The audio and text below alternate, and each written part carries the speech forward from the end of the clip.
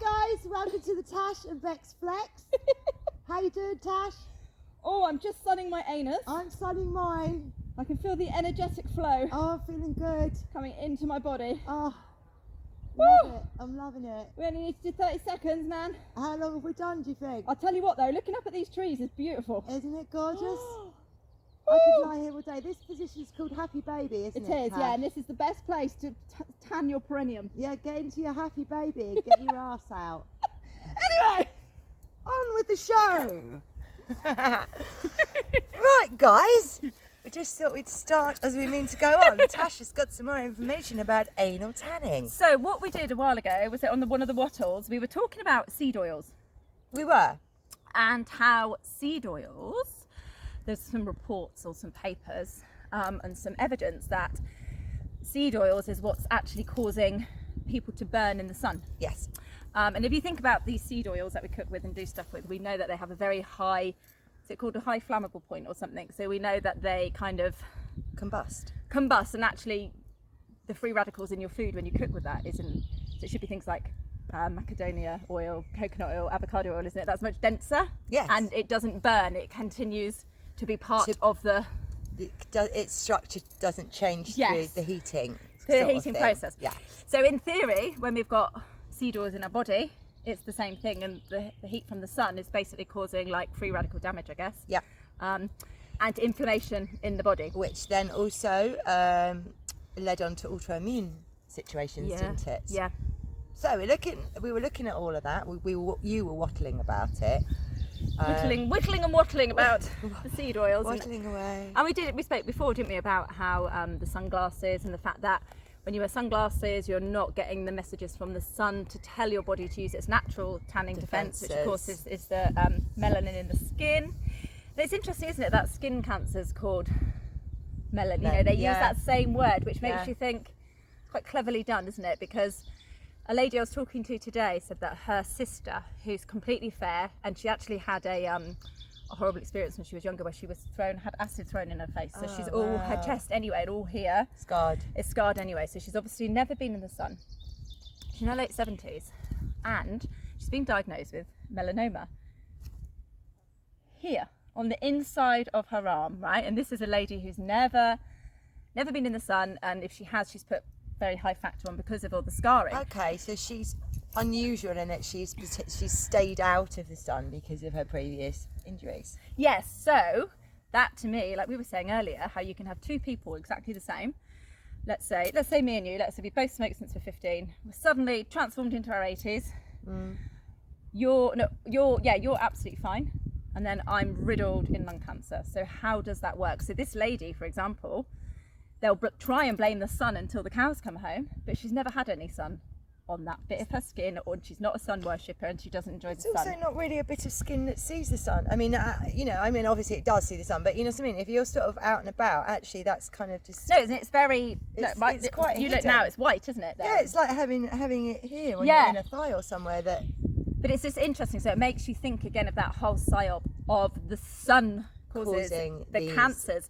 So perhaps the sun kind of like amplifies it if your homeostasis in your body is incorrect because of perhaps something like seed oils, or the fact that you've put so much sun factor on that your skin and your brain isn't letting your vitamin D production and your melanin production work correctly. Like a combination of reasons. Yeah. So it's not like... and it's that thing, so we were led to believe, we all think, don't we, that the sun causes cancer. You did that research, and it was the 1950s that cancer became a thing, skin cancer. Well, yes. Like a major thing. It really went up, yeah, the statistics went right up. And that's when they introduced sunglasses. And sun cream. And it was sun very, cream. wasn't it, in the 1950s? And sunglasses became very fashionable. Very, very fashionable. I mean, a few people did use them before that, but mainly on the ski snow, slopes, wasn't it? Yeah.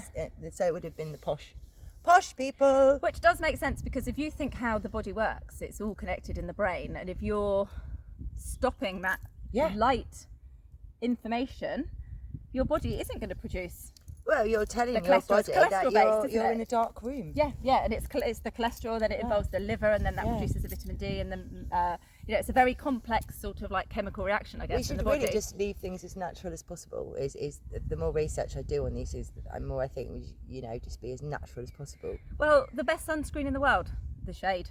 Yeah. A hat or a t-shirt. It's Yeah. really not hard. Yeah. If you, we spoke briefly on the wattle about it. You know, if you're very pale and you want to go into introduce yourself into this new thing of where you let your skin be natural and you want to go out into the sun properly, you know, it's a slow process. You go out early in the morning, you do 15-20 minutes. You can put things that people put carrot oil on and coconut. They've apparently got natural SPFs in, and obviously it moisturizes the skin and you're not blocking the chemical reaction that's needed In your naturally in your. And then of course what you do is I can feel it. Oh, it's getting a bit warm and burning. You just put a t-shirt on, you just put a silk long sleeve top on, you put a wide brim hat on. You just say that's enough for me today. And that's enough, and that's what anyone would do in any normal brain function, wouldn't you? Yeah. It's weird how the society became, let's go outside and burn. Anyway, where's that logic come from? I think some of it came from travelling, because the package holiday, before that, only the rich travelled. Yes. So I think then it was a sign of being affluent to have a really deep tan. It was like, well, I've been to the Caribbean, or you know Which is what I so mean? funny because it's the opposite to like the Indians and the Thai people. Yeah. The darker you are, the poorer you are. And because you work years ago, outside. years ago, it was the same here, wasn't it? Yes. If you were landed gentry, you had pale skin. You had because pale you skin. weren't working in the fields, and You therefore had a everyone nice house, wanted a nice pale manor, skin. and you wanted pale skin. So it's just a kind of statusy, weird social thing that we've got recently with travel, air travel, package tours, being able to go abroad, and it being a sort of statusy thing of. I remember in the 70s people having really deep tans. You know, they'd been to Malaga or whatever. Malaga or but whatever. they'd do it in like, they'd go in October, wouldn't they? And just like, so the skin had been covered up for like 3 or 4 months or whatever, and then just literally put like the baby oil on or whatever. And fry, and that, you know, that's extreme, and extremes are never good for us. I always say to everybody, everything in moderation, You whatever should never it is. peel or anything like that, and not so much maybe because it's even going to cause skin cancer, but because it's trauma to the body and trauma to the skin. epidermis, yeah. We wouldn't go and get a thing of boiling hot water, would we, and tip it over our hands and let ourselves mildly blister and then peel it off. I mean, that's essentially what you're doing if you're going out to the sun in a non-conscious manner, I guess. And I guess that's what it's about. It's about enjoying the sun at a conscious level, and then you'll be surprised, you know, 10 minutes, you eventually 1 hour, 2 hour, 3 hours, and your skin will just adapt to it. And even in the winter, just get the rays. It's just the rays and the light therapy that prepares the skin. Yeah. You know. Yeah. And obviously this whole thing about trying not to have all these seed oils in us, and unfortunately seed oils they're almost like an emulsifier or they're in so much of everything packaged, you know. Yeah, all the processed stuff. Like even like tins of tuna, so you think, oh, that's just protein, I'm just getting protein. You'll look at it and it would be in this vegetable oil or sunflower oil or rapeseed oil. I mean, they tried to market rapeseed oil, didn't they, as being good for you, that bright yellow. How can you get oil out of that? Also, I remember some years ago there was a lot of complaints about people getting indigestion after fish and chips, because obviously I live in a fishing town, and they'd all change their oil. In the fish and chip shops? Rapeseed oil, because it's cheap. Because it used to be a nut oil traditionally.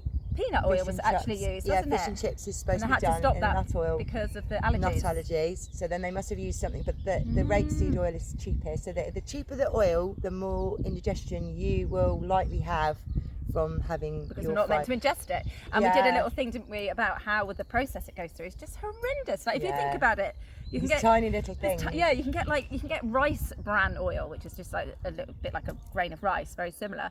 How the hell do you get oil out of a grain of rice? I mean, you understand it with peanuts and cashew nuts and because they're olive oily, oils, they're oily, aren't they? olive and you can squeeze it in your hand and you'll get oil on you. You can't squeeze a grain of bloody rice in your hand and produce oil. So the whole process is just it's very processed. It's very, and at what point did they come up with we need to create oils? Yeah, well, we need to create. Where did they come up with? We need to create these oils from something that isn't oily for the food chain. Yeah, when we have oils. So do they know that it's possibly something bad in it? I would say yes. Yes. Myself. I mean, people do link it to the thingy of cancer. Apparently, when the seed oils came out, it was all very much when Parkinson's and the cancer rates all went up as well. It was all around the same sort of time. It is interesting to look at statistics. And I think a lot though, like you said, in the 1950s, post-war, because think back then, there wasn't obesity. Everyone ate all parts of the animal. They had their own little allotments in the garden. It was a very natural way of sort of eating in harmony with our body, if you like. Yes. So that was post-war, and then basically it very quickly changed to this sort of convenient. Well, within 20 years, because 70s when I was a girl, that was when all this. Well, we had pot noodles. Yeah. Pop-Tarts came out then. Yeah. All that kind of Cereals, very cereals. processed food and frozen. I mean, I remember my mum getting her first freezer. Yes. Chest freezer, and then you'd have your fish fingers in there, and your chips and your waffles. That then led to we can have these bought processed foods, bung them in the freezer, and it's much more convenient. And of course, the adverts on the telly, the glamorized lady in the 1970s. Look, I've got my oven and my little hot pot or whatever it might be, and they'd smell and they'd put it in, and then you'd get this. Yeah, and she's freed up as a housewife. Yeah. Because she's got these things that she. And do you remember Smash? job? Do you remember Yes. Smash? Oh, how do you make potato into powder? Well, it was little balls, wasn't it? And it was balls to salty. start with, wasn't it? It was balls, and then you'd have to boil the water in, and it would and it was very salty. I just remember Starchy. it was really gloopy. I mean, God, why? Wow. Yeah. That is quite funny. So it kind of within 20 years, yes, processed foods Massively. oils, So I think a seed oils planned and little. Yeah. event. Let's poison them through their diet. And also, especially from the people who lived through the war and made it, whatever that was all about, it looked like growth. Yeah. And forward thinking and innovative. You know, it was like, wow, we can do all this now. We don't have to grow it in the garden, and it was glamorized. Yeah, and we're freed up. We've got time now as women. Yeah, we can get a part-time job. You know, perhaps it went in with all the women's libby sort of stuff of the 60s. You know, all liberation and all that. Burning my bra and don't want to cook dinner anymore. You know, that sort of it goes in with all of that, though, doesn't it? It does. We know now that those feminist movement. Well, everything's engineered now. All of it, the whole existence. And I've never liked the feminist movement. Oh, I can't. I hate a feminist. Yeah. Don't put a feminist in front of me. I can't. No, I can't. Go away. Burn your bra somewhere else. Yeah, burn your bra. Talking of burning. Talking about bum holes again. So we went a bit off piece Back there, to bum holes. but it was that bit of research that led me to the bum I hole. mean, we call it bum hole tanning. Of course, that's not really the case. Basically, it's perineum sunning. So it's letting the sunlight hit your perineum. So that is, can I just clarify, that is the point between your anus, Your ace hole and your flangetta hole. or your testicle, if you're a male. It's that bit of like bouncy skin. That smooth bit of skin. I think it's between called the two. Biffins Bridge. Is it? So Your Biffins Bridge. So like if you're trying to do it and it misses, you hit Biffins Bridge. Oh, I've never heard that before. I might have made that up, but Really? Biffins Bridge is what I always thought it was called. It's like, oh, Okay. sorry, I just got Biffins Bridge. Oh, I'd never heard that before. Perhaps it's a Devon term. Biffins, I'll probably find out it's like a homosexual term or something. And Oh, I just is like it? picked up and I don't know. I Well, just always known it as someone will Biffins surely Bridge. tell us, Tash. Biffins Bridge. So so that's not, so we're joking saying like bumhole tanning, that's not what it's about. No. It's not about getting your crack Anus. and sack and anything else suntanned or brown or burnt or anything like that. So basically it's a Far East, I can never say that word, Taoist. Taoist. So is that Chinese? Yes. Practice. So basically, It comes from China. yeah, so the Oh. The Taoist Taoist. is called Hai Yin. That's what they call it. Hai Yin. Hi-yin. Hai Yin. Hai Yin Biffins Bridge. Hi-yin. Coming to my Biffins Bridge. Hai Yin. So that's what they call the perineum. That's what they call Wow. biffers. Their biffers is called Hai Yin, and basically Yin. the meaning of Hai Yin is the gate of life and death. So their perineum to them is the gate of life And death. and death. And basically it's believed to be a gateway where energy enters and exits the body. So our waist, in that sort of area. Oh, of course. And then perhaps gazing your arsehole to the sun is a way of getting the energy in. Yeah, what about sex as an energy? Well, it's not very nice when someone hits Biffins Bridge. Yeah, but what I'm saying is I'm joking. it's between your asshole and your Yeah. genitalia. And you're saying about life and death, so it's like excretion. Yeah. And then birth. procreation. Yeah, That's yeah. what I'm getting at. Yeah, no, that's very true. It's the bridge between. The bridge, the bridge between life and death. Biffins Bridge. I'm going to be using that all weekend. You know Everyone's that, going to don't go, you? what are you talking about? I know. Coming What's out with it. Biffins Bridge? And so basically, 30 seconds is enough, and the best time to do it would be between 7 and 9 in the morning, when you've got that nice early sun with the reds and all the different all the spectrums of light and the ultraviolet light, and it's all sort of done gradually. That's a good time to be in the sun, isn't in general it? Yeah, that early morning sun is really beneficial. And they say you can build up to 5 minutes, but they'd say never more than 5 minutes. I suppose if you've got a very olive perineum, if your Biffins Bridge is a bit mucky. Olive. Yeah, mine's quite. It's not mucky. It's just I'm quite dark skinned. Mine is as well. I've got like what one calls a foreign area down there. That's what I've been told. Oh, you've got a very foreign. Have you? Biffins Bridge, apparently, yeah. What, dark? As in dark? Yeah, but you're dark skinned as well. But you haven't tanned it, so it's just naturally. No, yeah. So that's a natural pigment, I guess. The natural Interestingly, then, so perhaps, I mean, I've not looked at lots of girls' bum holes, I've got to be honest, so I don't really know. I've not really looked at bum holes in general, but perhaps there is extra melanin there anyway. Okay. And that's why there is a dark.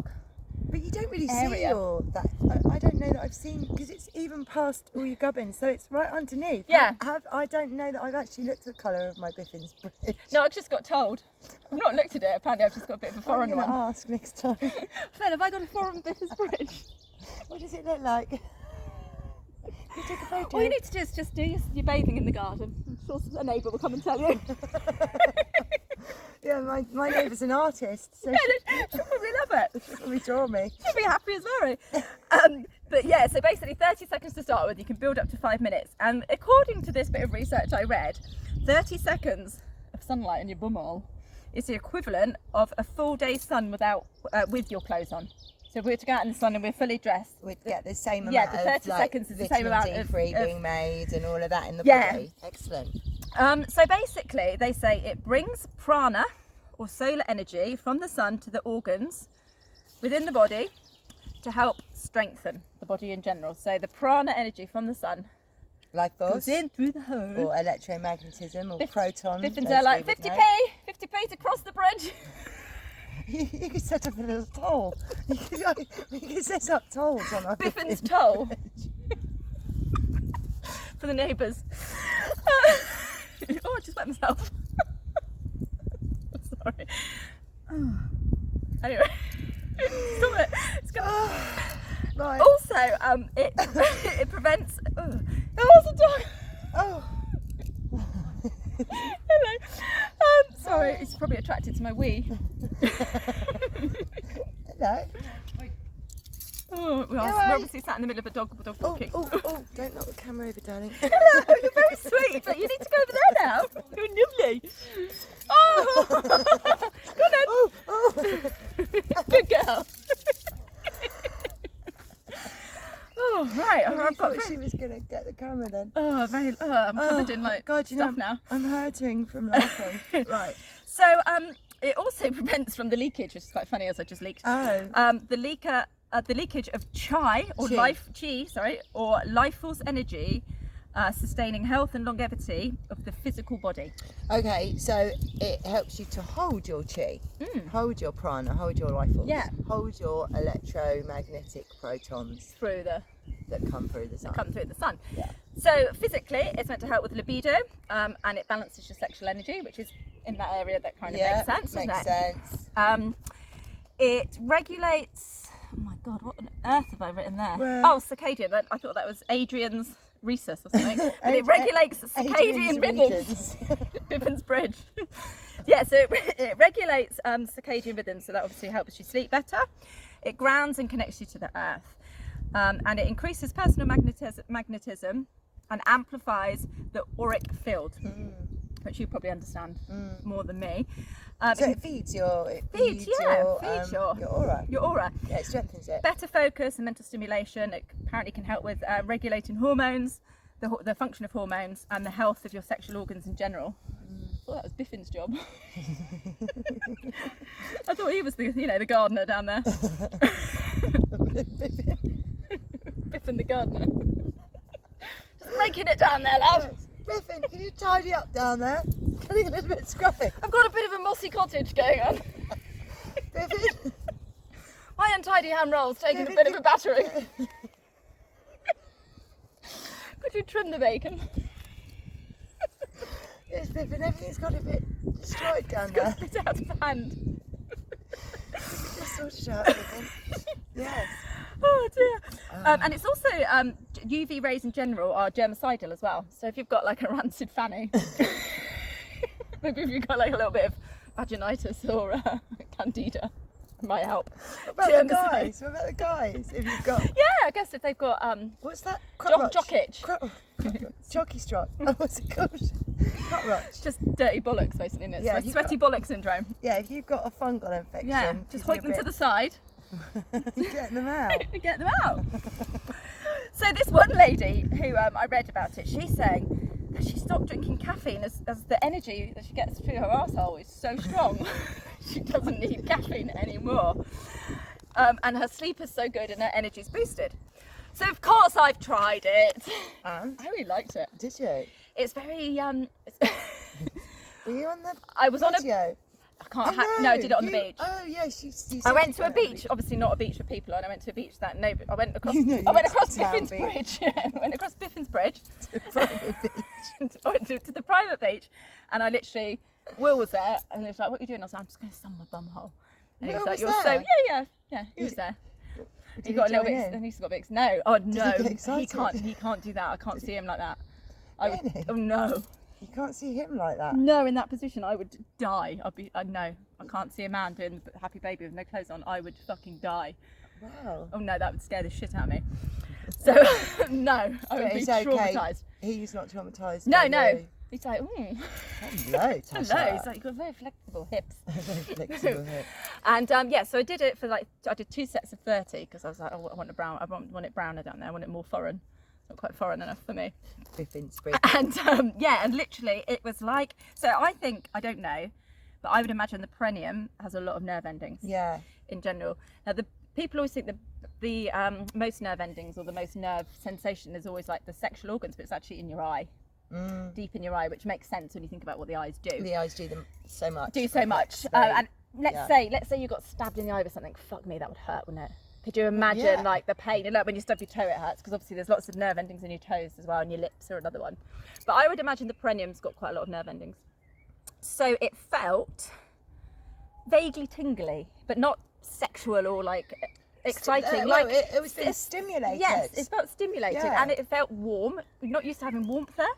So like you. Oh yeah, we never get. You might get in a bath or something, but it's very small. Well, and then it's all over as well, Yeah. so you wouldn't particularly think, oh, my Biffins Bridge is rather warm. I've got a very moist, warm biffer.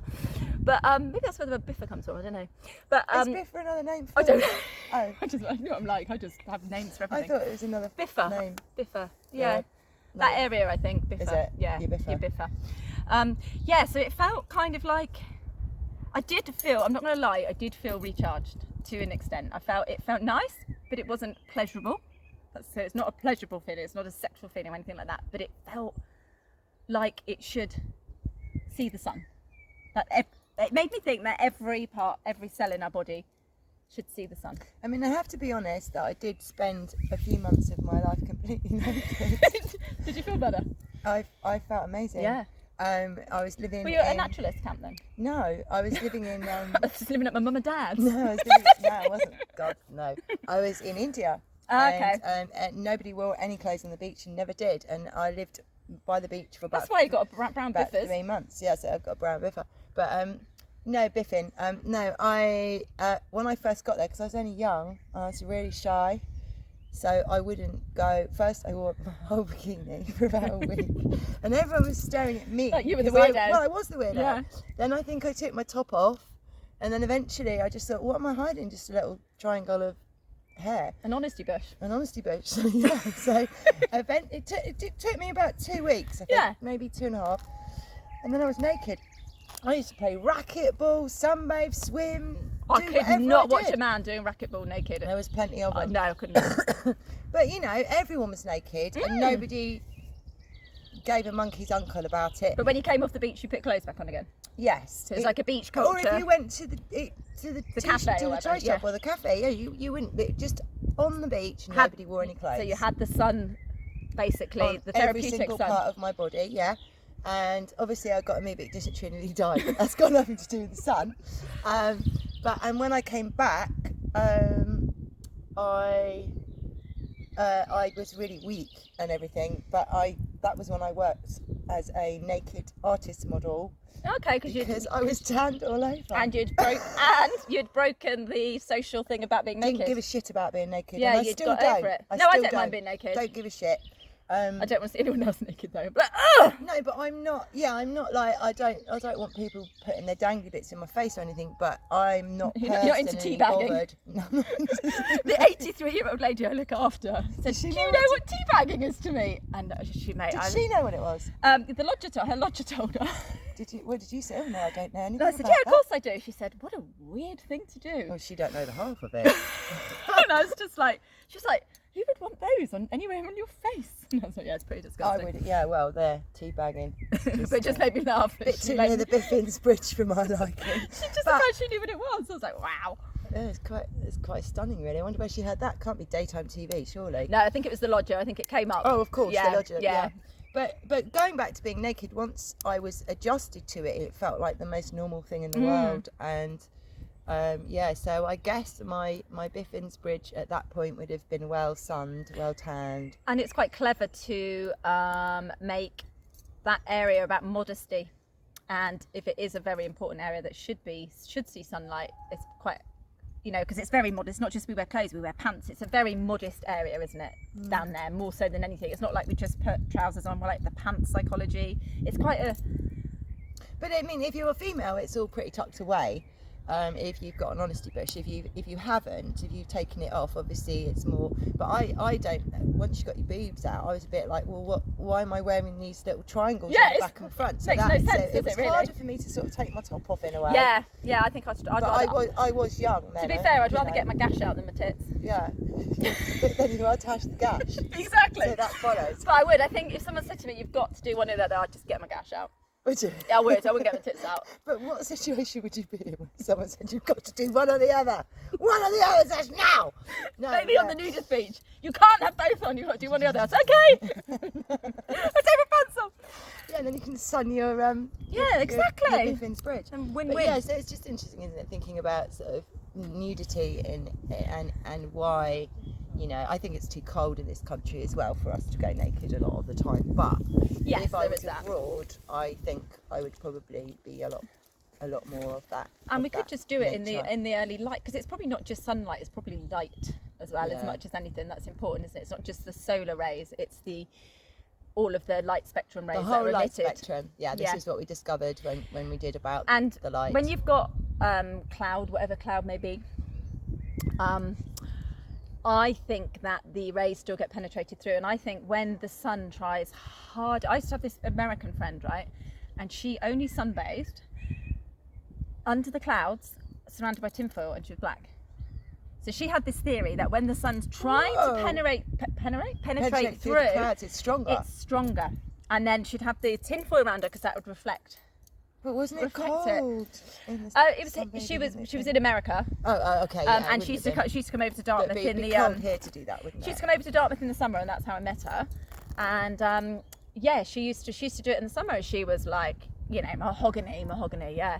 And she never sunbathed in the sun. She sunbathed when the sun, so it would still be summer, so you wouldn't be doing it in the winter. Yeah. And I suppose it's that hazy thing where the sun's penetrating through. Yeah, it's got to try harder. Yeah, and it's got to, perhaps the rays have got to try and burn it away. Yeah, perhaps they've got to give it a little bit more welly. The energy, probably, if you think about, we're talking about energy and how energy works, the energy probably, especially if what's obscuring the sky is not really meant to be there, perhaps the energy from the sun does have to increase to try and get past whatever that is. Yeah, it's possible, isn't it? Because this is what my phone's on there, so I can't look at it. But what was that? It was the etymology. Remember, I briefly spoke about it. The etymology of the word sky, meaning cloud and to obscure. Let's look it up on here. So, yes, it is. It does mean something along those lines. Yeah. Yes. So the etymology, I don't know if it will.